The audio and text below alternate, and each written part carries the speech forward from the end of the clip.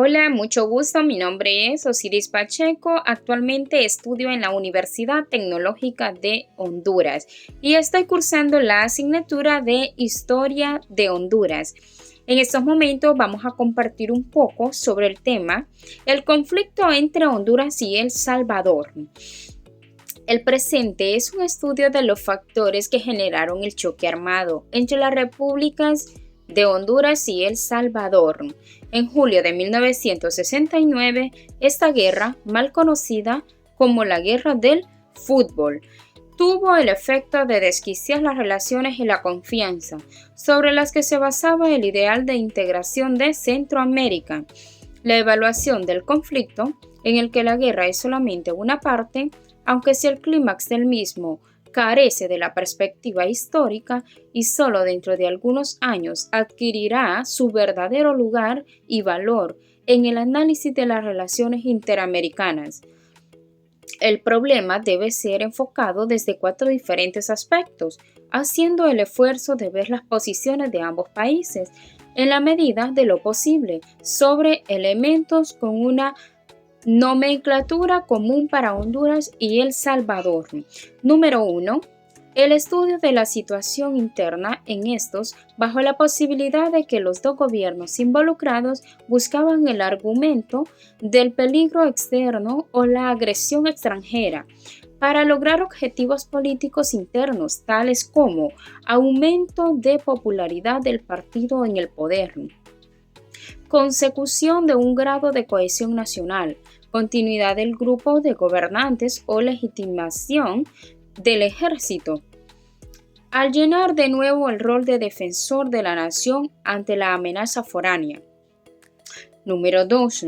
El examen de las relaciones existentes entre ambos países previas al estallido del conflicto, partiendo de sus lazos económicos, sus posibles diferencias culturales y de mentalidad causados por un desarrollo social distinto.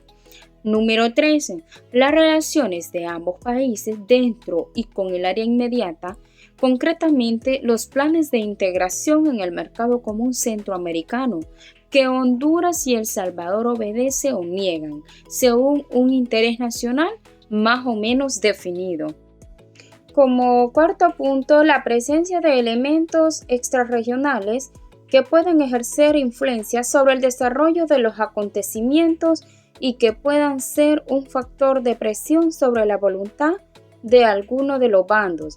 Por ejemplo, la influencia de Estados Unidos o la intervención y medición de los países latinoamericanos y centroamericanos a través de la OLA y de la ODECA.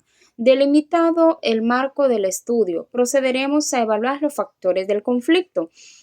Los factores del conflicto, algunas referencias previas, el observador que busque una lógica en los hechos que llevaron al choque entre Honduras y El Salvador, no podrá menos que plantearse varias interrogantes sobre las causas que pudieron desmoronar todo un sistema de relaciones culturales y políticas, fuertemente sostenidos por los lazos económicos y comerciales de clara complementariedad.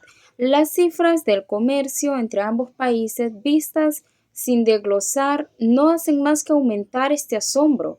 Para 1968, el 39% en total de las exportaciones salvadoreñas se dirigían a Centroamérica y de estas el 27% hacia Honduras.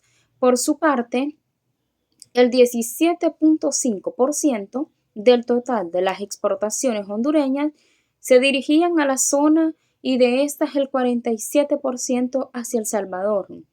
Por otro lado, existen relaciones históricas y afinidades culturales que mantenían a ambos países muy cercanamente y que hacía pensar en la posibilidad de lograr ciertas uniones políticas. La creencia de que si alguna vez se hacía nuevamente la unión de Centroamérica, ella iba a comenzar por una especie de federación entre El Salvador y Honduras. Se basaba en una realidad concreta, la complementariedad geográfica, económica y humana. cuando en julio de 1968, en la ciudad de San Salvador, los presidentes de los países que integraban el Mercado Común Centroamericano firmaron una declaración, primero solos y luego una en conjunto con el presidente de Estados Unidos.